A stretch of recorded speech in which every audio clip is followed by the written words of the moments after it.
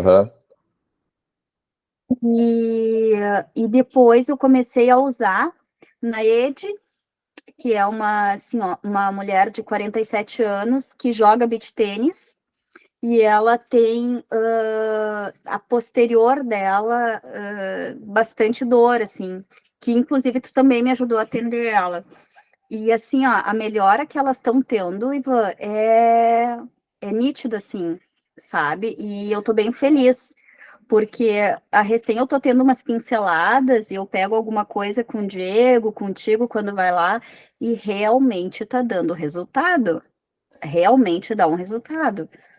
E tu imagina que tu tá fazendo uma intervenção na academia, no chão, por sobre a Isso, roupa da pessoa, ou seja, uma isso, situação não clínica, né? isso, E isso. mesmo assim dá algum resultado, dá alguma ajuda, né? Porque essas pessoas elas estão sem ajuda nenhuma, né? E, então um pouquinho que a gente consiga dar para elas, assim, mesmo que seja uma situação informal, enjambrada mesmo, que seria a melhor palavra, né? Já ajuda, tá? Vocês não precisam É, ter medo. Alguns alunos, algumas pessoas, às vezes têm medo de fazer a liberação do facial, que vai machucar, ai, vai causar um prejuízo. Ó, o Romualdo vai entrar aqui. E não é verdade. Prejuízo, o que? Oi, Romualdo. Cezinha também está entrando. Oi, Romualdo, tá me ouvindo? Eu não estou te ouvindo. Oi, César. Boa noite. Pergunta pra ele como é que é o som. César, tá me ouvindo aí? Romualdo, tá me ouvindo? Tá ok. Tem um cachorrinho latindo aí, não sei aonde. Boa noite, tá? Agora tá meu áudio, né? Realmente aqui. Então, sabe qual é o grande prejuízo que nós, profissionais de educação física, não estou falando nós, o nosso grupo, né? Mas nós como categoria, né? É fazer alongamento nos pacientes, nos alunos, daquela forma que vocês estão acostumados a ver, que é aquela forma padronizada. Padronizado, é um alongamento padronizado, todos fazem a mesma coisa. Apressado, gasta 5, 10 segundos em cada postura, né? Em cada postura, e de forma agressiva. Então, isso sim, esse tipo de conduta que a gente faz, né? Sem ter uma indicação clínica específica, isso sim é que é perigoso, tá? Eu me lembro uma vez na academia que eu trabalhava, eu estava atendendo assim, de repente eu ouço um barulho atrás de mim que lembra uma pessoa em sofrimento, uma pessoa lutando contra outra. E aí eu me virei assim, era um colega fazendo uns alongamentos no cara, que eu te juro, se fosse uma pessoa de meia idade para cima, tinha matado, tinha quebrado a pessoa, com a tal violência do procedimento. Não, incrível, aquilo ali foi campeão, aquilo ali foi uma coisa campeão. Agora entrou o pessoal aqui, acho que a gente pode dar início, então, já que a gente fez esse prólogozinho. Deixa eu ver uma coisa aqui. Vocês querem falar mais alguma coisa? Então, deixa eu ver uma coisa. Apresentar tela inteira. Cancelar uma janela.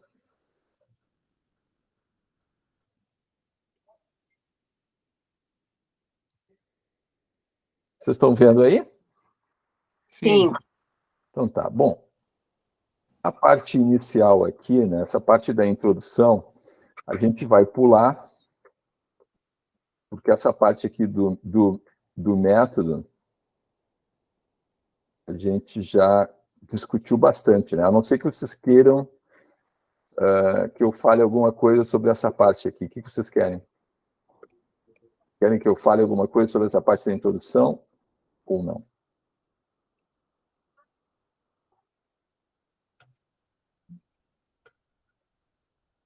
Pulando.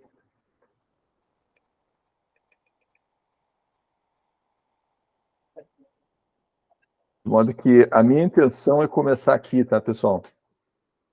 No controle motor. Bom, controle motor, assim, ó, quais são os princípios fundamentais do nosso trabalho, né? Propriocepção. Então, toda essa parte inicial aqui dessa apresentação do módulo 1, tudo isso aqui que a gente viu, os mecanotransdutores, todo aquele monte de informação que tem à frente aqui desse slide, visa mostrar para vocês o que é propriocepção. Porque o nosso trabalho na R2 aqui é fundamentado nisso, restaurar a propriocepção. Então, todo esse conteúdo aqui visa esse objetivo. Além disso, essa etapa inicial aqui tem outra função também, que tem a ver com a reprogramação motora.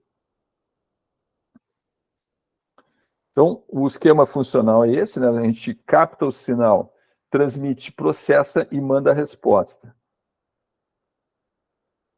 Esse aqui é um slide importante que eu gosto de destacar, que é os dois tipos de controle motor que tem, laço aberto e laço fechado.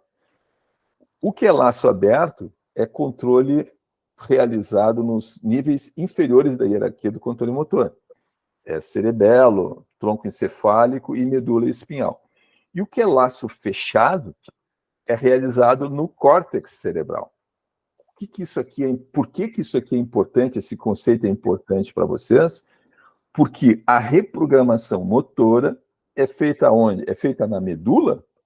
Não. A reprogramação motora começa no córtex cerebral. Então, se ela está sendo realizada, se os exercícios que vocês pedem para as pessoas fazerem está sendo realizado lá no córtex motor, qual é a orientação que vocês têm que dar? Fulano, faz devagar, faz consciente, não faz rápido. Quando você faz rápido demais, você chama muito sinergista, você não usa as áreas superiores do controle motor. Esse é o papinho sempre que eu dou. Então, para a pessoa fazer o trabalho o mais consciente possível e, com isso, começar a reescrever as redes neurais lá em cima. Esse processo é físico, né, no cérebro, e vai tempo nisso aí, às vezes vai muito tempo, né, dependendo do tempo que a pessoa permaneceu em disfunção, né? Então, essa é a importância desse slide aí. Alguma dúvida? Algum comentário? Vocês vão falando, pessoal. Deixa eu ver um outro slide importante. O sistema límbico é super importante, né, que a gente recapitule essa questão aqui, que tem a ver com a memória da dor, né? Vocês estão lembrados que todos os eventos traumáticos que nós tivemos ao longo da vida fica armazenado aí no hipocampo.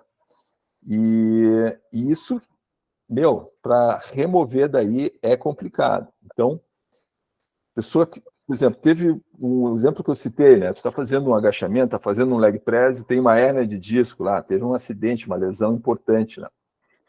E isso fica gravado. Esse trauma fica gravado. Aí a pessoa vem para você. Você começa o tratamento, faz a liberação, faz as liberações, faz as ativações. 1, 2, 3, 4, 8, 10, 12 sessões. Chega um ponto, você vai lá e testa a pessoa não tem mais nada. Depois de 10, 12 sessões, se foi um caso mais complexo, mais pesado. A pessoa não tem mais nada. Limpou. Você acabou com o problema, tá? Ela está na maca. Aí você diz assim, vamos sair da maca e vamos fazer a transição para o treinamento funcional? Vamos começar com o padrão quadril dominante? Ela disse, vamos. E aí tudo bem. Aí tu fecha a maca e vai colocar um SLDL, um Single Leg Deadlift. É comum as pessoas começarem a suar pelo estresse, a antecipação de serem confrontadas com uma situação semelhante àquela que causou a lesão original. Ou seja, mesmo depois de ter resolvido o problema, o problema continua na cabeça da pessoa, né? E esse modelo explica aquela questão da dor do membro fantasma, né? Que a pessoa, um amputado, né? Apesar de não ter mais o membro, ele continua a sentir dor no membro, porque está no hipocampo. Alguma dúvida? Algum comentário? Hoje vocês estão quietos, hein, meninos? Medula, sinal aferente, sinal eferente. E a medula também, além de ser um canal de condução, né, tanto aferente quanto eferente, também tem interneurônios aí responsáveis pelo controle de reflexo, né? Então, por exemplo, a deambulação, tudo que a gente faz automatizado, sem pensar, esse controle motor é feito aí e no tronco encefálico. Sistema nervoso periférico. Então, aqui é a hierarquia, né, que nós estávamos falando. Vocês têm que fazer a reprogramação motora lá no córtex motor. Sistema somatosensorial. No sistema somatosensorial, qual é o objetivo, qual é dessa parte da apresentação aí? Já entrar mais na questão dos mecanorreceptores, né, que é onde nós vamos trabalhar para restaurar a propriocepção. A pessoa, quando chega com dor para vocês, essa dor ela está sendo causada por substâncias nociceptivas, pró-inflamatórias, bradicinina, um monte de substâncias que ficam na matriz extracelular, e essas substâncias se ligam a essas terminações nervosas, principalmente as terminações nervosas livres. E ao fazer isso, as terminações nervosas, tanto as livres quanto essas aqui, que são encapsuladas, essas terminações elas ficam ocupadas com a dor. E, portanto, fica atrapalhando a sinalização aferente do cérebro, comprometendo o quê? A propriocepção. Então, é por isso que a gente está vendo isso aqui. Onde é que ficam as terminações nervosas? Quais as terminações nervosas que a gente precisa se preocupar mais? E como que nós as atingimos? Porque a reabilitação neuromuscular, resumidamente, nada mais é do que a comunicação do que nós temos com as áreas corticais do controle motor através dos músculos, através da periferia, através das terminações nervosas periféricas. O Golgi e o fuso, né? Esse slide aqui, a razão pela qual eu coloquei ele foi para fazer uma discussão com relação à propriocepção, né? Eu acho que nós chegamos a falar isso lá no módulo. A propriocepção, ela pode ser treinada? Ela pode ser melhorada? Ou ela só pode ser restaurada? Qual é a opinião de vocês aí? Vamos falar. Vocês estão muito quietos. Jocelito? Alô? Olá. Tudo bem? Jocelito. Por que, Jocelito? O que impede de melhorar a propriocepção? Esses mecanismos, né, de proteção, né, que impedem, né, a propriocepção. Então, a única forma que tu tem de fazer com que o teu corpo funcione normalmente é através da restauração, né, em cima do nosso trabalho, que é a liberação, né, o alongamento PNF e as ativações. Tá, então, o que o Jocelito quer dizer com isso também, está correto o que ele falou, só melhorando um pouquinho a definição dele, que a propriocepção depende... Deixa eu ver só um pouquinho. Alguém entrou aqui, só um pouquinho. Entrou, saiu, peraí. Um segundo. Alguém? Ah, a Malu. Vamos deixar a Malu entrar. Ok. Voltando. Oi, Malu, tudo bem? Oi, boa noite. Desculpa meu atraso aqui, cheguei em casa há pouco com a criança. Não tem problema, vamos lá. Deixa eu ver aqui. Nós estamos aqui, Malu, já estamos lá na transdução dos sinais. Então, essa questão da transdução dos sinais, transdução, significa que você vai pegar um tipo de estimulação do meio ambiente, seja fótons que estão entrando na retina, sejam ondas mecânicas que estão chegando pelos tímpanos, seja a sensação sinestésica do teu corpo, você vai pegar essas energias diferentes e vai traduzir isso, a palavra essa seria, traduzir isso em pulsos elétricos que vão viajar pelo teu sistema nervoso periférico, chegando ao sistema nervoso central, onde essas informações vão ser analisadas, processadas, e o seu cérebro vai mandar uma resposta efetora para poder interagir com o meio ambiente. E essa transdução de sinais, gente, essa mecânica de pegar uma forma de energia e transformar em pulso elétrico, isso não tem como você aprimorar. Por quê? Porque os sinais eles são transmitidos através de mudanças de condutância na membrana nervosa dos axônios. Essa mudança de condutância dos canais iônicos tem uma velocidade, que ocorre isso aí, os íons entram e saem numa certa taxa. O próprio sinal se propaga através do axônio em velocidades fixas, dependendo da espessura do axônio. Então, quanto mais espesso, quanto mais grosso o calibre que seja o axônio, maior a velocidade de propagação, mas essa velocidade é fixa, não tem como mudar isso. De modo que, se a propriocepção está ok, não tem como melhorá-la. Não tem como melhorar ela. Muito menos fazendo a pessoa ficar em cima de um bozu de tênis, de perna aberta, com o joelho flexionado, fazendo palof, acreditando que com aquilo ali ela está melhorando a propriocepção dela e com isso evitando lesão. Tá?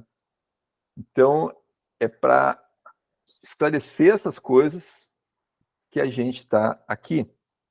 Agora, suponha que o seu aluno teve um entorse do tornozelo, teve um trauma ali no tornozelo. Ora, o entorse no tornozelo, mesmo num grau baixo, num grau 1, ele causa uma distensão nos tecidos ali. Ele causa um pouquinho de rompimento. E num grau 3, é um rompimento grande, né? A pessoa fica com puta de um hematoma, vaso que rompe, não é só ligamento que rompe, é fáscia que rompe, um monte de coisa que é destruído no caso do entorse do tornozelo. Nesses casos traumáticos, a propriocepção fica, sim, comprometida. Por quê? Porque você vai destruir, você vai corromper com muitas dessas terminações nervosas, e também todo o tecido vai ficar com aquele monte de substância inflamatória, nociceptiva, que vai estar tudo se ligando ali às terminações nervosas. Ou seja, você vai ter um comprometimento severo da propriocepção. E à medida que a lesão se resolve, né, os tecidos vão cicatrizando, e o que sobra no final do processo? Cicatrizes, aderências e a propriocepção comprometida. Então, nosso trabalho é nesse sentido, através da liberação miofascial, aí sim, colocando a pessoa em situações de desequilíbrio, né, de plataformas instáveis, aí sim, com pé descalço, naturalmente, né? Não me façam trabalhar as pessoas de tênis, por favor, né? De pé descalço, em cima de um disco de propriocepção ou em cima de um bozu. Vocês, entre outras intervenções, como nós vamos ver lá no módulo 4, vocês vão restaurando paulatinamente essa Ivan, própria... Fala.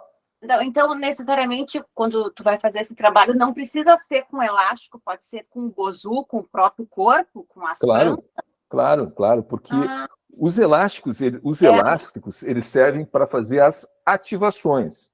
No caso do entorse do tornozelo, você vai ter um monte de músculos ali no tornozelo e para cima do joelho também, Sim. que ficaram inibidos. Na verdade, o entorse do tornozelo aconteceu por quê? Porque tinha uma latência no tempo de ativação dos peroniais. A gente vai ver isso depois. Mas o peronial ele não entrou com velocidade suficiente para estabilizar o tornozelo da pessoa e a pessoa acabou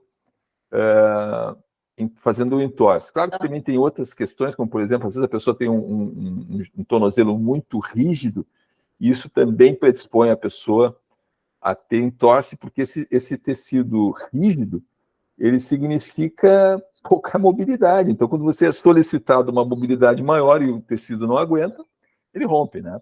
Deixa eu ver se...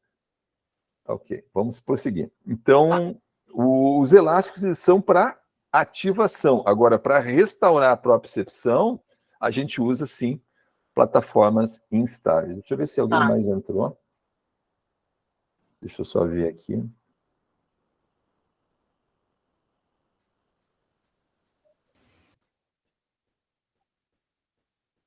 O Felipe levantou a mão. Tudo bom? Boa noite. Boa noite, Felipe. Tá. Então, assim, a propriocepção não tem como ser treinada, né? Não. Seguindo essa linha de raciocínio. Mas, se eu quiser usar a base, assim, sabe? Enfim, eu vou estar daí trabalhando uma capacidade física, seria o equilíbrio, né? Não? Se a pessoa está com a propriocepção íntegra ali, não houve lesão, tá tudo beleza. E vocês querem trabalhar realmente o equilíbrio, estão trabalhando com um paciente da terceira idade, beleza, botem a pessoa de pé descalços em plataformas instáveis, ou não precisa nem ser instável, né? Pode ser no solo, botar uma perna é um baita exercício. Exatamente.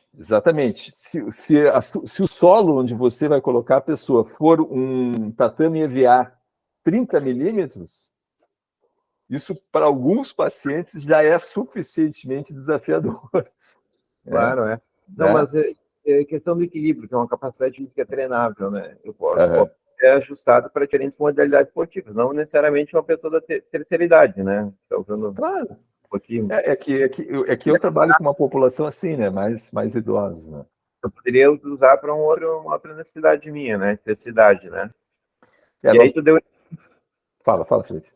Aí tu deu exemplo da lesão, e daí tu vai lá, faz todo esse trabalho de recuperar, né? Através da liberação, trabalho aí depois né? Se ela estiver restabelecida. Na verdade, a gente vai depois da lesão que teve, deu exemplo ali, eu consigo restabelecer os mesmo tendo rompimento ali, ligamento, tal, eu vou conseguir restabelecer por igual o que era a própria seção do setor? Não, né? Não. Vai sempre ter um prejuízo. Sempre. Nunca vai ser igual. Justamente. Nunca vai ser igual. Já era. Isso, pessoal, é uma lei da física, da termodinâmica, a entropia dos sistemas, né? Depois que deu um evento desse, nunca mais a coisa volta como zero, né? Não tem jeito. Os tecidos ficam danificados, as cicatrizes estão lá e não tem como restaurar isso ao nível de 0 quilômetro.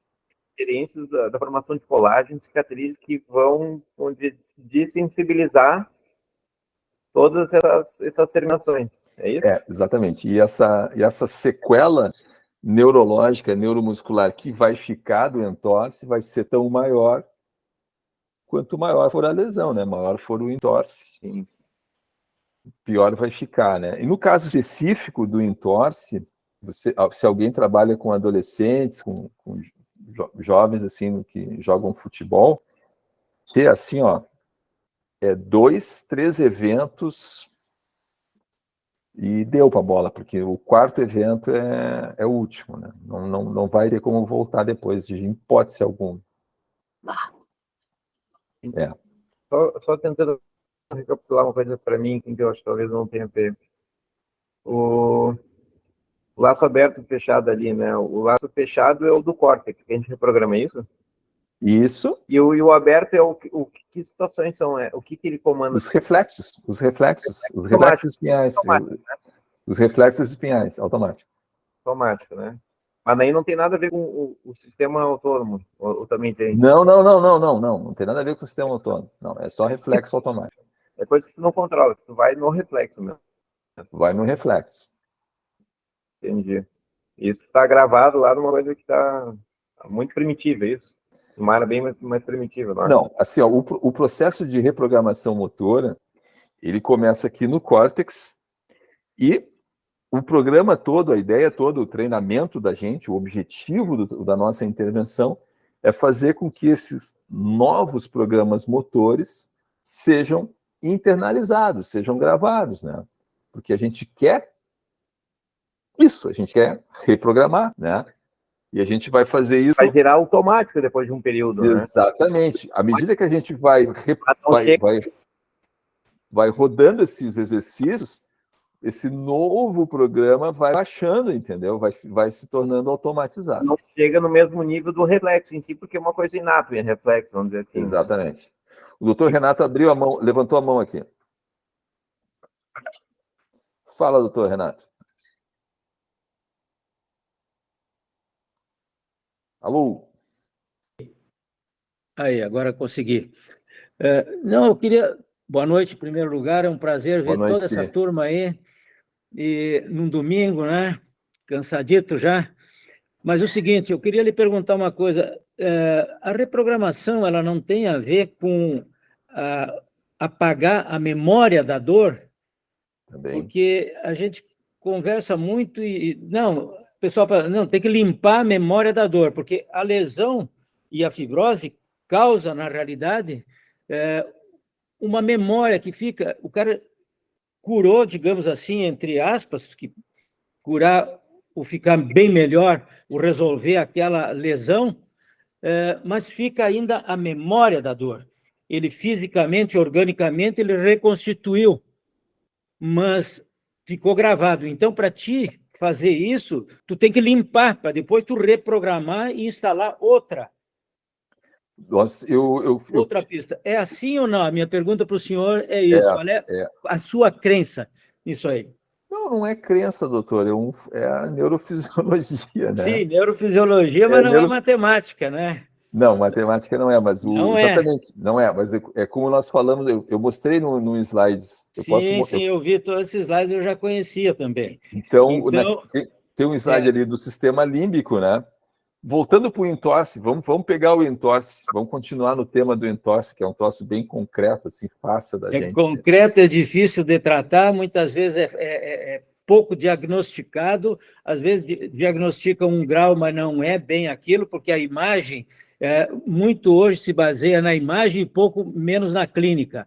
Exato. Às vezes a clínica é mais soberana do que a imagem, e às vezes atrapalha um pouquinho, continua sendo um exame complementar. Pode te ajudar e pode te atrapalhar. Né? Exato, estou muito bem. É isso que a gente, mais ou menos, pensa no lado médico. Claro que a gente não tem a experiência que vocês têm e preparam a pessoa para uma alta intensidade de exercícios e que, em parte, vai facilitar depois a reprogramação, né? Vai ser com vocês a reprogramação. Exatamente. Bom, voltando então para o entorse, só para deixar essa questão assim bem clara, né? Ocorreu a lesão, suponha um entorse gravíssimo, lá grau 3, rompimento total do ligamento deltoide, foi para o pau, edema, hematoma, tudo mais. Bom, A lesão cicatrizou, vocês fizeram todo o processo de reabilitação, deixaram o melhor possível. O que ficou no final das contas de tudo isso aí, depois de várias e várias e várias semanas de trabalho? Ficaram as sequelas físicas naquele tornozelo lá, que é o processo cicatricial, as aderências. Ficou uma herança de déficits proprioceptivo, uma sequela definitiva. Aquele tornozelo nunca mais vai ficar igual ao tornozelo que não sofreu a lesão.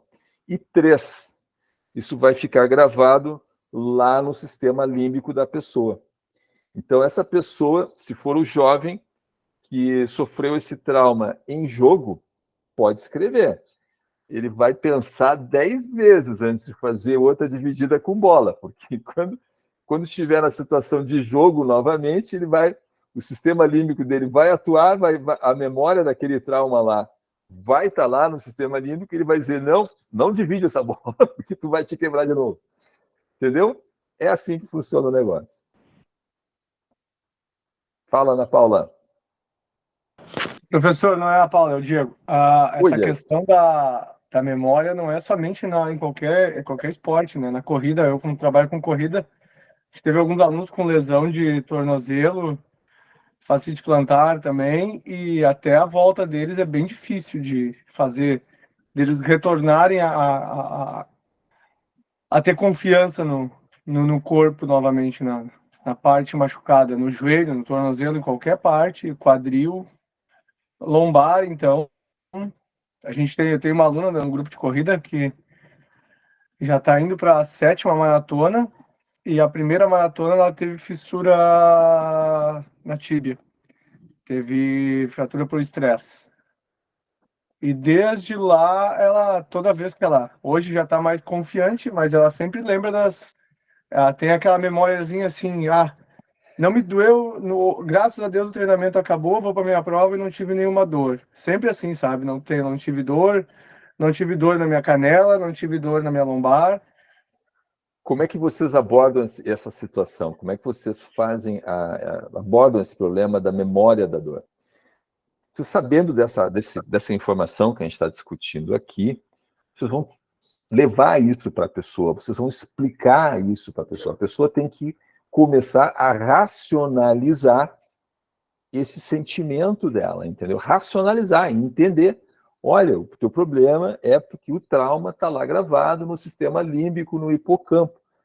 Agora tu não tem mais nada, tu não tem mais problema nenhum, nós limpamos tudo, fizemos ativações, tu está funcionando, olha só, tu está jogando, não tem mais dor. Por que tu está com esse medo, entendeu? Então tu tem que, aos pouquinhos, confrontar a pessoa com a situação estressante, confrontar ela com jeitinho, né?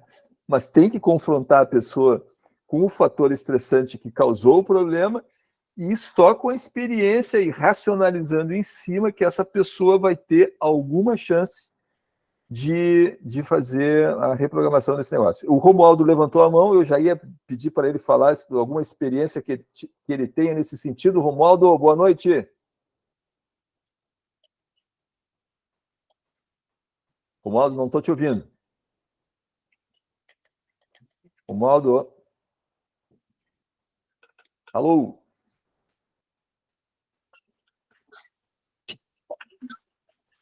Romualdo, não te ouvi. Não estamos te ouvindo, Romualdo.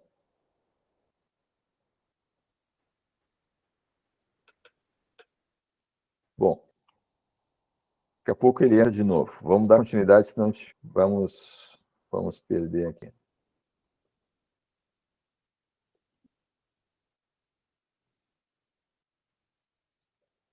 Voltando. Aqui nós temos os mecanotransdutores, que temos todos os mecanotransdutores que tem na derme, e desses, quais os que nos interessa mais? O rufine, pacine e as terminações nervosas livres. Observe ali no rufine o resultado da estimulação. Ó. inibição da atividade simpática. E ele é estimulado como? Através de pressão sustentada, especialmente responsivo às forças tangenciais. Vocês estão me vendo? Sim. Estão me enxergando? Então, força tangencial é isso aqui, ó. Tá? Ou pressão sustentada. Tá bem? Então, por exemplo, fazer assim, ó, esse tipo de coisa. Não.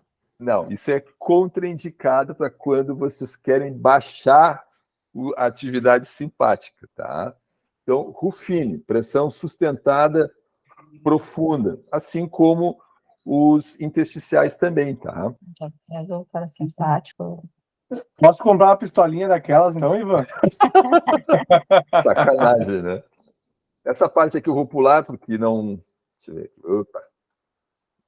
Não precisa. Então tá, aqui embaixo vocês estão vendo, terminação Ruffini está lá embaixo, ó, né? Na derme.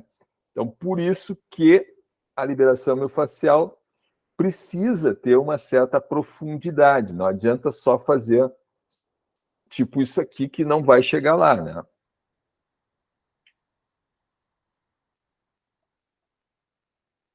Novamente, Ruffini, ó, pressão funda, toque firme, toque firme, pressão funda, entendeu? É assim que funciona. Então, toda essa conversa que a gente teve aqui sobre mecanotranslutores visa o quê? Embasar a técnica de liberação miofascial. Tá? E aí entra na parte de propriocepção. Estereocepção, interocepção. Não sei se vocês querem que eu fale de novo sobre isso aqui. A visão clássica, que é a visão clássica de propriocepção, qual é aquela que vocês aprenderam na faculdade, né? O fuso muscular mede a velocidade do alongamento, o corpúsculo de Golgi mede a tensão. Onde é que está o Golgi? O Golgi está no tendão e o fuso muscular está em paralelo com as fibras. Como se a propriocepção só dependesse disso aí, né? Então, essa é a visão clássica, tá? Na verdade, a coisa é bem mais complexa do que isso, né? Então, essa definição aqui é uma definição bem moderna. Então, as sensações somáticas que informam ao sistema nervoso central sobre a posição do corpo, alongamento e tensão nos trilhos anatômicos. Então, quando se coloca essa expressão, né, nos trilhos anatômicos, bom, aí nós já estamos falando de um conceito mais moderno. Então, na visão clássica, a propriocepção depende basicamente do fuso e do Golgi, né? E na visão moderna, a propriocepção depende do fuso e do Golgi, mas das terminações livres, além de Ruffini e Pacini. E toda essa estrutura, toda essa arquitetura, ela fica embebida no tecido miofascial. Por isso que quando há cicatrizes, por exemplo, uma cesárea, por exemplo, uma cirurgia, por exemplo, um entorse do tornozelo, seja, tudo que corrompe fisicamente a arquitetura 3D, né, do tecido miofascial vai comprometer a propriocepção. Certo?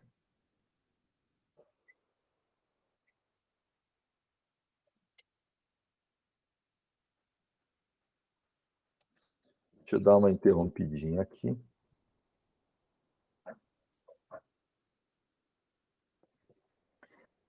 que vocês acharam? Como é que está aí? O Romualdo, tu já consegue falar, Romualdo? O que aconteceu com o áudio do Romualdo?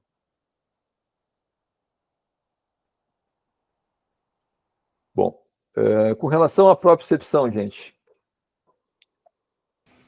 o que vocês entenderam? Tem alguma dúvida? Como é que está a situação aí? Porque aqueles caras ali que tu apresentou, mesmo aqueles que não estejam no nosso foco, né, que é o Vini, Pacini, na frente de voz, aqueles outros que estão lá listados, eles fazem parte da propriocepção, são importantes, né? Também. E por que a gente não atua naqueles lá? Pô? O que estaria diferente? Só aqueles baixos, o simpático, os outros sobem o simpático, o que é? Entendeu? Quer dizer... O Messner, por exemplo, responde às percussões e eles ativam as funções proprioceptivas também, mas só que para o lado contrário que a gente quer baixar o sistema simpático e levar o parasimpático, porque a pessoa está com dor, né? Então, essas outras terminações nervosas não têm essa função de mudar a função do sistema simpático e o parasimpático. É isso. Mas tem umas massagens, umas terapias que tu vê as pessoas fazendo, né? Com vibração, com alguma coisa assim. Não sei. As vibrações, aí que está o princípio essa premissa de você jogar energia, altos níveis de energia num tecido para amolecer, essa premissa está equivocada, né? Está errado, porque isso é a mesma ideia do martelo de amassar bife. O martelo de amassar bife amacia a carne porque destrói o tecido miofascial mecanicamente, ele macera a fáscia, né? E não é isso que nós vamos fazer, né? Nós não vamos romper nada, nós não vamos destruir nada, nós vamos comunicar para o cérebro que nós estamos no controle da situação. Ponto. É isso. E a gente faz isso através da liberação miofascial, ativa as terminações certinhas, faz a nossa comunicação, faz o nosso trabalho, a gente não vai romper nada, absolutamente nada. E essas pistolas e outros procedimentos, né, de percussão, eles partem, então, dessa premissa que o músculo é como se fosse um pedaço de carne morta, que está dura, né, e que você batendo ali vai eventualmente desmanchar ela. O doutor Renato levantou a mão aqui. Tem uns caras, uns americanos lá, que eles usam... O cara tem o ombro limitado, e daí ele vai lá com um martelo e um negócio, não sei se é de madeira, e vai batendo nas articulações. Já viu isso aí? Eu vi aquilo, eu já vi. Só um pouquinho, doutor Renato, deixa eu só completar esse aí do Felipe. É um quiroprata, esse cara é um quiroprata, tá? Portanto, quiropraxia, ela não é neuromuscular. A quiropraxia é um procedimento mecânico. E em particular, esse quiroprata, ele tem ferramentas, martelos, de tamanhos diferentes, marretas. É verdade. E talhadeiras. Ele tem martelos e talhadeiras. Talhadeiras. Vocês sabem o que é uma talhadeira, né? Sim, sim. E ele trabalha só com atletas enormes, do peso, atletas muito grandes. E ele usa aquelas ferramentas ali como liberação miofascial. Eu vi, o troço é brutal. Ele pega e bate mesmo nos caras com aquelas ferramentas. E o detalhe, aquelas ferramentas não tem nada de enjambrado, aquelas ferramentas foram fabricadas para aquela função. Tá? A gente vê que não é um troço enjambrado, não é uma coisa que ele comprou numa loja de ferragem e vai usar ali, não. São ferramentas coloridas, assim, um troço bonito, né? Para uso clínico, né? Enfim, eu não tenho condições de falar sobre algo que eu não exerci, não conheço com profundidade. Mas é um procedimento que ele usa lá, sei lá qual é o grau de sucesso que ele tem com aquilo. Doutor Renato, por favor, pode falar. O senhor já abordou, deu umas pinceladas, e só não citou que é a onda de choque, né? A onda de choque que eles usam, na realidade, seria uma tentativa de querer reprogramar. Mas o que eles dizem é o seguinte, que eles provocam uma perda da isquemia e uma nova chegada de sangue àquelas regiões que estão inflamadas. Então, cada um... Isso aí não está numa nebulosa ainda, que não explico muito. Converso muito, mas não explico. Explico, mas não justifico. E não fecha a parte orgânica com a... Então, o que se sabe hoje... tem muito pouca coisa que realmente bate o martelo e garante, né? Mas o que se sabe hoje? Que tem que realmente limpar a memória da dor e reprogramar. Aí tu vai conseguir. E isso é feito através da parte cerebral, da parte simpática, parasimpática, essas liberações que vocês estão fazendo maravilhosamente bem, é assim que vai fazer. Então, mas é complexo, até o sujeito entender tudo, vocês são os privilegiados, né? Porque já estão entendendo mais as coisas e vão brilhar. Que bom, Só Renato. Essa sua intervenção aí foi brilhante e o objetivo desse módulo 1, por que esse módulo 1 é tão pesado em termos de teoria, é porque no final, eu quero que vocês tenham essa visão integrada de como que tudo isso aí funciona dentro da reabilitação neuromuscular, que o Dr. Renato sintetizou de forma brilhante agora, né? Então, a pessoa chega com dor, o sistema simpático está levantado, como é que o sistema simpático e o parasimpático são afetados através da liberação miofascial, como é que isso mexe na memória da dor, o que a propriocepção tem a ver com isso, entendeu? Então, tem que ter essa visão global de como é que todas essas partes do processo se interconectam. Felipe, pode falar.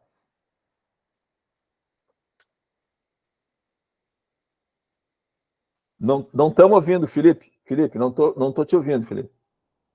No exemplo da lesão ali foi uma questão mecânica, mas vamos dizer que não tem a lesão, né?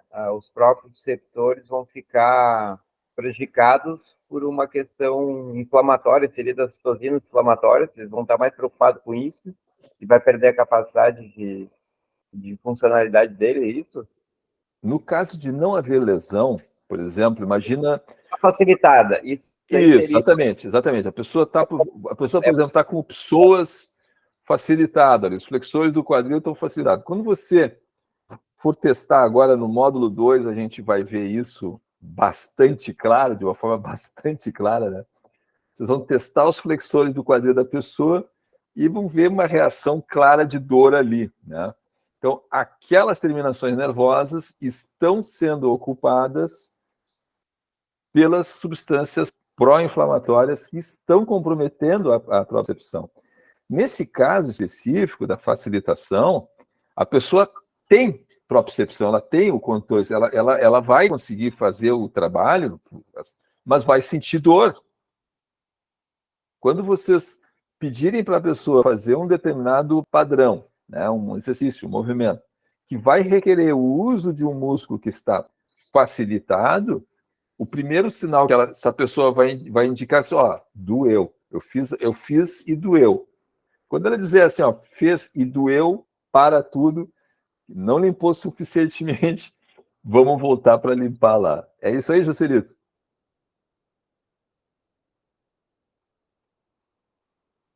Não te ouvi, Joselito.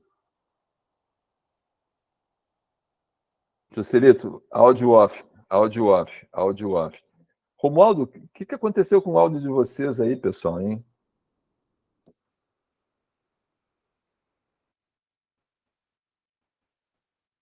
Bom. Ok, vamos ver o seguinte, são 19h51. Hoje eu quero respeitar o tempo de todo mundo, inclusive o meu, porque eu também tenho compromisso depois.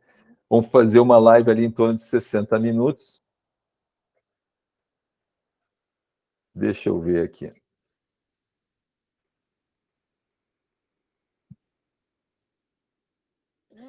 Então, o que é fáscia, né? Qual é a importância da fáscia nesse processo todo, né? Eu acho que, por essas alturas do campeonato, a gente já tem uma boa ideia, né?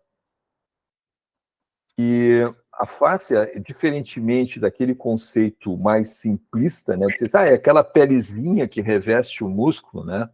Não, é muito mais que isso. Vocês podem imaginar a arquitetura do tecido miofascial, da epiderme, da derme, o epimísio, o perinísio, o endomísio, até a fáscia do osso ali, né, o periósteo, ele é todo ele conectado.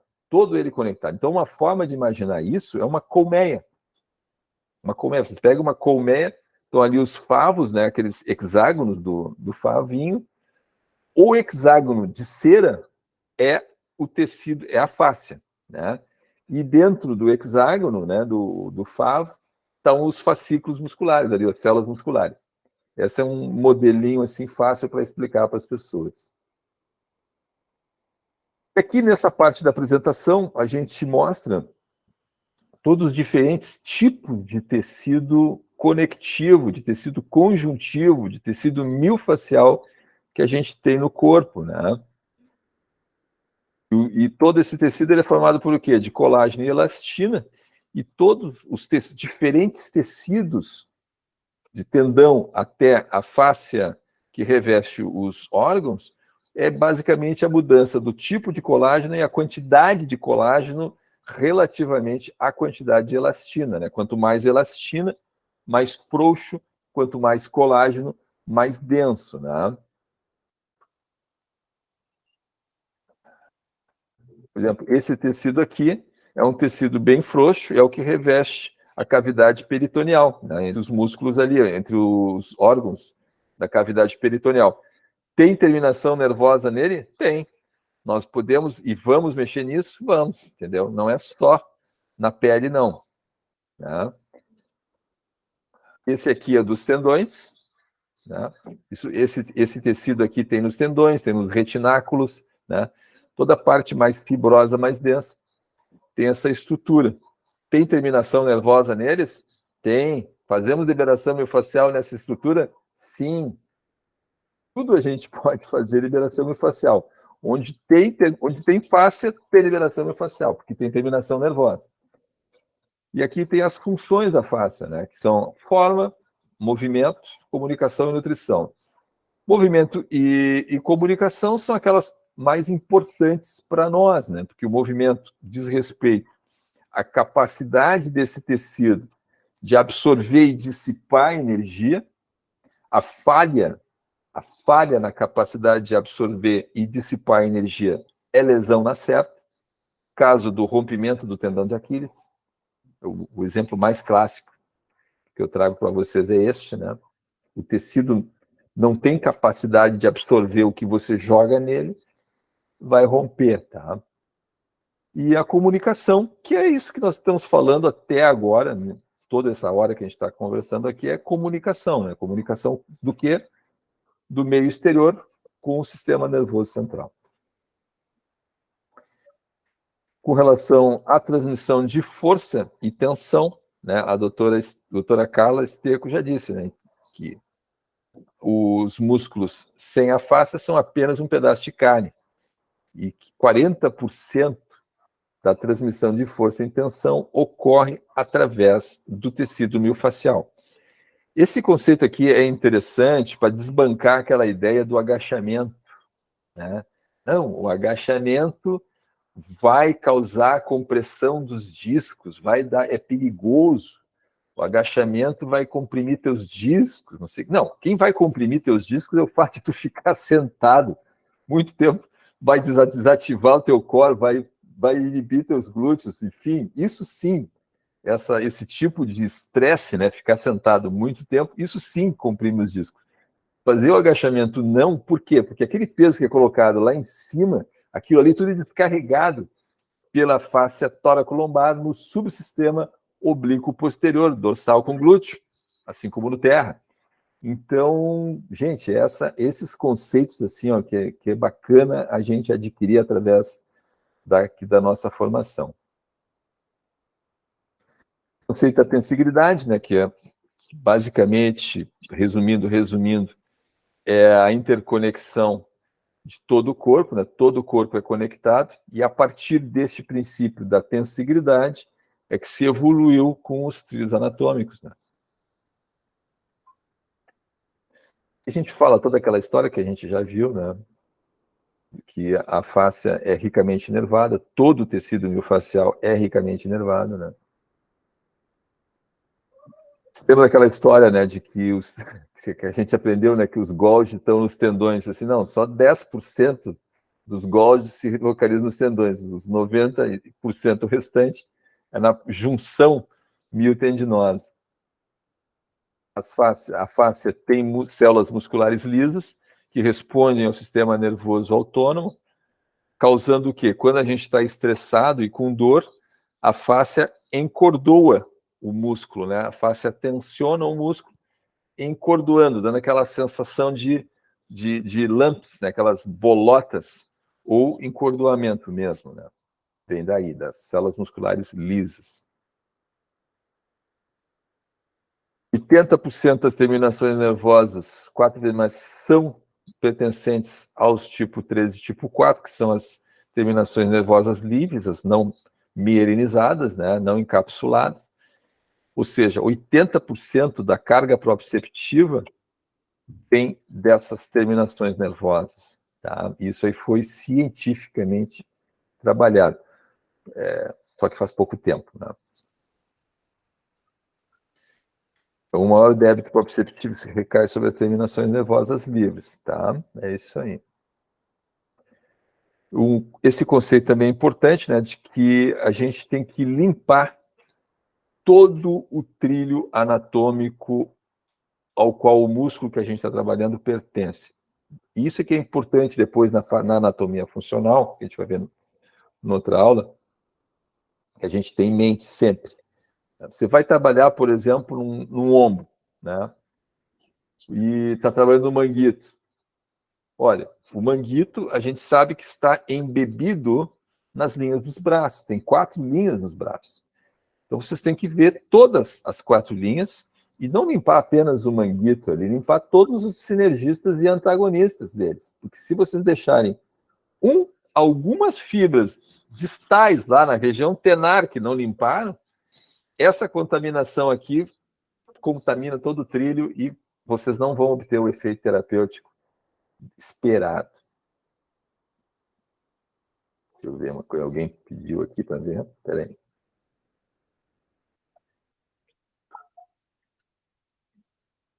Romualdo. Fala, Romualdo. Quero ver se tu me ouve agora. Tô ouvindo. Entrei pelo telefone, cara. Rapidinho, 2 coisas. Cara. Foi falado aqui da parte emocional, né? Que envolve muito a parte emocional. Queria deixar um relato. Essa semana eu atendi uma pessoa que a esposa dele é médica, psiquiátrica, e ela estava junto, em cima do meu paciente. Depois, e ele, em uns 15 minutos de atendimento, melhora 0 nele. Eu parei o atendimento, pedi com licença para ela, disse que eu precisava atender ele sozinho, que eu não conseguia me fazer comunicar, porque a mulher não parava de falar em cima do paciente. Eu cheguei a esbarrar nela 2 vezes, mas estava dentro da casa dela, é complicado, né? Pedi com licença, ela saiu, não gostou muito. Iniciei o tratamento e começou a baixar, ele começou a ter uma melhora. Então, existe o contrário também, né, Ivan? A gente estava falando do lado sentimental, né? E lá no começo, então, o lado sentimental pode tanto melhorar com o tratamento, como pode impedir que o tratamento tenha resultado. Né? Isso ficou muito claro, foi a primeira vez que aconteceu para mim. Então, a gente tem que ter esses cuidados de ver como o nosso paciente está antes de tratar também. E outra coisa... Fala. Oi?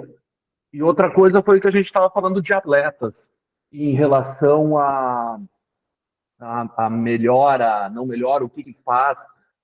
Teve um colega aqui que falou que o atleta dele tinha medo, né, que teve uma lesão de corrida, se não me engano foi isso que falaram. Daí tu me perguntou, o que fazer? Bem, o nosso atendimento é multidisciplinar.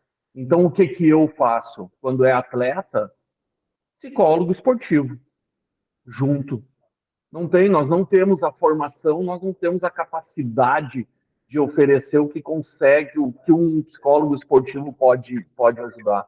Então, na minha concepção, a gente faz o melhor que a gente consegue. Lógico que vai ter a nossa fala, o nosso lado psicológico, o nosso apoio, né? Mas um atleta, ele precisa de resultado rápido. Se a gente não der um resultado rápido, a gente está fora. Então, a gente tem que procurar apoio de um psicólogo esportivo, a gente tem que estar junto com um quiropraxista, a gente tem que estar junto com um fisioterapeuta esportivo, a gente tem que estar junto com essa galera para retornar esse atleta o mais rápido possível, porque a competição está ali na frente, né, cara? O cenário esse que o Romualdo está trazendo é do alto rendimento, né? Então, um atleta de alto rendimento não é o público que eu atendo, né? Mas o Romualdo, sim, o Romualdo ele tem mais contato com esse tipo de população, e esse tipo de cliente, o atleta de alto rendimento, ele precisa trabalhar com uma equipe multidisciplinar, não tem como mesmo, tá? Mas o que eu quero dizer para nós aqui, na nossa, finalizando aqui a nossa apresentação, é que a nossa visão é uma visão integral da pessoa, a gente trata a pessoa, a gente não trata diagnóstico. A gente não trata da lesão apenas, a gente trata da pessoa. E esse problema, essa dor que a pessoa vai trazer para vocês, assim, ó, e muitas vezes, tem fortes componentes emocionais e estruturais de personalidade, estrutura de personalidade da pessoa, que são coisas diferentes, né? Estrutura de personalidade de problemas emocionais. Problemas emocionais, por exemplo, é depressão, ansiedade, né? E estrutura de personalidade é uma personalidade obsessiva, por exemplo. Pessoas extremamente obsessivas, pessoas controladoras, né? Esse tipo de paciente normalmente tem muita dor. Deixa eu ver, deixa eu abrir a fila aqui. Romualdo, tu quer falar de novo? O que é que... Não. O Felipe quer falar? Queria fazer uma pergunta. Fala. Mais uma. Tu falou ali de limpar todo o trilho, né? Uhum. Ficar nada comprometido ali, daqui a pouco acusar depois. Você deu o exemplo do ombro. E eu te acompanhei no atendimento do pai, né? Do meu pai aquele dia, que estava com o ombro todo ferrado, tanto os rotadores internos quanto os externos. Mas a gente preconizou ali os internos, né? E alguma coisa acho que a gente liberou também do interno. Mas mesmo assim, não limpou tudo, né? Vamos dizer, porque numa sessão não daria. Mesmo Exato. que não limpe, vamos dizer assim, por completo, né? A gente vai ativar sempre, a gente ativa, é sempre agonista e antagonista, né? Essa é a leitura que eu faço. É isso, na maioria das vezes, sim. Mas, às vezes, em casos específicos, é sinergistas que a gente usa, né? Você lembra que os modelos de anatomia funcional que a gente viu são 3 princípios, né? Sinergia, antagonismo e sistema local e global, entendeu? Então, dependendo da disfunção da pessoa, você vai escolher um desses modelos aqui para ativar. Mas é que o modelo de antagonismo normalmente é predominante. No caso específico do pai do Felipe, o ombro do Portugal estava com problemas estruturais muito importantes e bem grandes, né? Então, ele tem os problemas estruturais causando um monte de problemas neuromusculares. O braço dele estava rígido, assim, o movimento estava rígido, em parte pela tensão, em parte por medo, né? Pelo medo de sentir a dor pelo movimento. Então, a pessoa freia, né, conscientemente, e também tem a tensão muscular inconsciente provocada pela ativação do sistema simpático. No caso do pai do Felipe, o que a gente conseguiu uma coisa, eu achei bem impressionante que a gente conseguiu ali, porque o braço dele ficou bem solto. Mas é claro, existem todas aquelas patologias estruturais ali subjacentes que vão inevitavelmente, inexoravelmente realimentar o processo todo. Tá? Então, nós não vamos conseguir uma resolução satisfatória, completa, num caso como o dele. É um caso de alta complexidade. Não, mas igual que eu pergunto ali, a gente limpou ali o que deu, mas igual ativa. Independente, claro. Não der, ativa, independente disso, sempre vai ativar. Sempre, por quê? Porque Se tu restaurar a propriocepção e fizer a ativação de quem está inibido, no caso do teu pai, por exemplo, vamos pensar no caso do teu pai ali. Infelizmente, os colegas não têm isso na cabeça. Mas, por exemplo, ali a gente ativou os rotadores externos, mas igual tinha, dentro dos rotadores externos, ele ainda tinha coisas facilitadas, mas a gente ativou eles. A gente ativa igual. Sim, porque a ideia, lembre-se bem, quando a gente vai fazer o processo de liberação, principalmente na primeira sessão, eu já aviso assim, olha, hoje, nossa primeira sessão, a gente não vai zerar nada.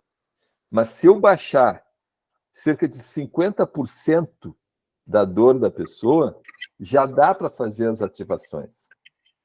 Entendeu? Não dá para fazer ativação ou botar carga numa situação que está reativa, né? Sem ter feito nenhuma limpeza. Mas se você fizer uma limpeza parcial ali, em torno dos 50%, já dá para fazer ativação. E ao fazer isso, dá uma baixadinha, né, de 50% ali na dor da pessoa, e dá uma melhoradinha na função dos estabilizadores escápulo-torácicos ali no manguito, a escápula do pai do Felipe ele já deu uma melhorada na função, entendeu? Já saiu aquela sensação de ombro preso, né?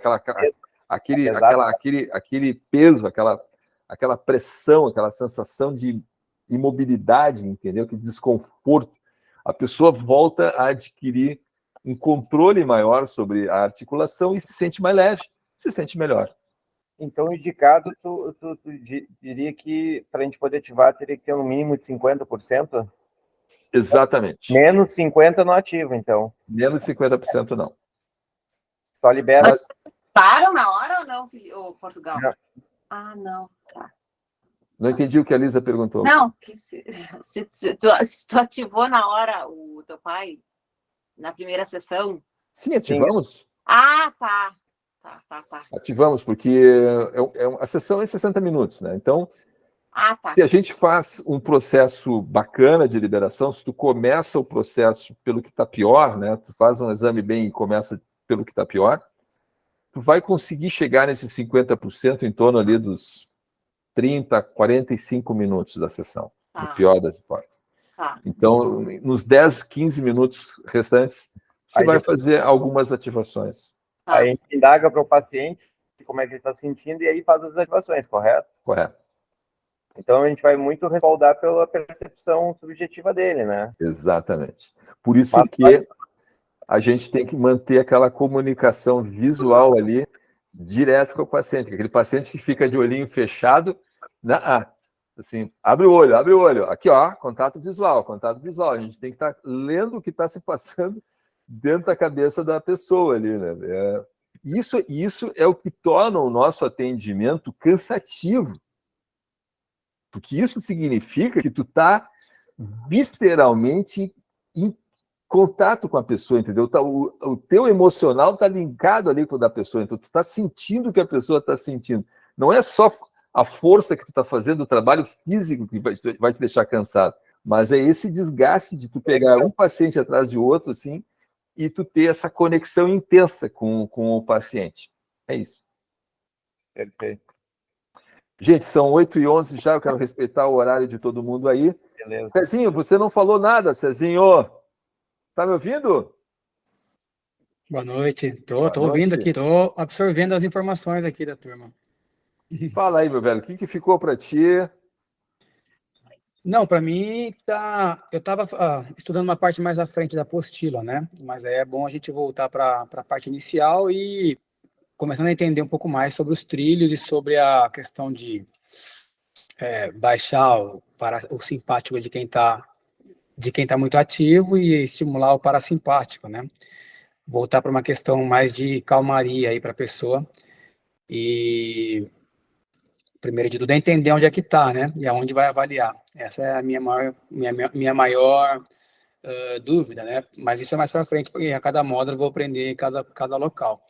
Mas as terminações nervosas que respondem a certos tipos de estímulos, né?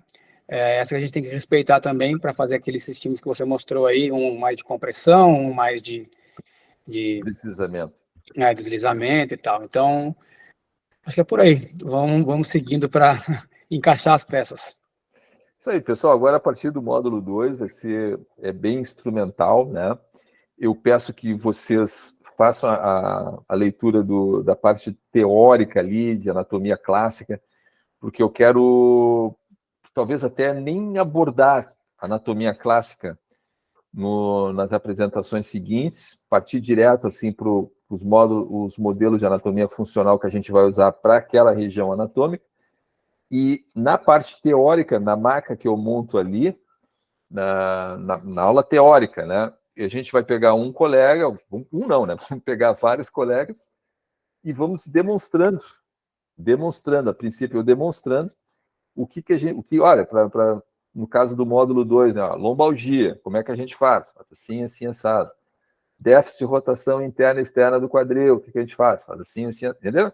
Então, na parte teórica, eu quero focar mais nessas questões, e depois, na prática, aí sim, aí vocês vão interagir um com o outro, certo? Então, à medida que isso for sendo repetido, né, módulo após módulo, vai entrando na cabeça, né? Vai automatizando, não se preocupem, hein, que a partir do módulo 2 o troço fica mais tranquilo. É ou não é verdade, Romualdo? Joselito? É verdade, até no módulo 1, quando o pessoal falou, na reunião passada ou na aula ao vivo, eu até me lembro que eu falei, respira, calma, é só o módulo 1, e às vezes assusta o módulo 1, e agora nos próximos módulos vai ficar bem focado em uma região, e daí na outra região, vai começar a ficar mais fácil entender esses tratamentos dos principais disfunções, principalmente, que aparecem, e começar a entender, e começar a aplicar, né, de região para região. Os próximos módulos são mais tranquilos, um assusta um pouquinho. Isso aí. Pessoal, alguma dúvida? Alguém quer colocar palavras finais aqui? Podemos encerrar? Tudo certo. Uma boa noite para todos. A princípio, no próximo domingo, a gente dá continuidade do ponto onde nós paramos hoje. Tá ok? E assim a gente vai aos pouquinhos, né? Vamos desmiuçando o módulo 1 aos pouquinhos aí para vocês, e reforçando, revendo. Não tem outro jeito, gente. Não tem outro jeito. Tem que ler, tem que estudar, tem que se dedicar, tá? Não tem outra maneira. Não, por osmose ainda não inventar. Difusão passiva do conhecimento não não rola aqui. Tem que forçar o troço para entrar mesmo. Assim. Tá ok, gente? Tá. Ok, agradeço a vocês por estarem aqui comigo no domingo, essa hora. Vamos lá, boa semana para vocês. Boa noite, beijão boa para todo semana. mundo, abração. Boa noite, boa semana. Valeu. Boa noite, boa semana. Tchau. Boa noite, tchau. Boa noite. Obrigado aí.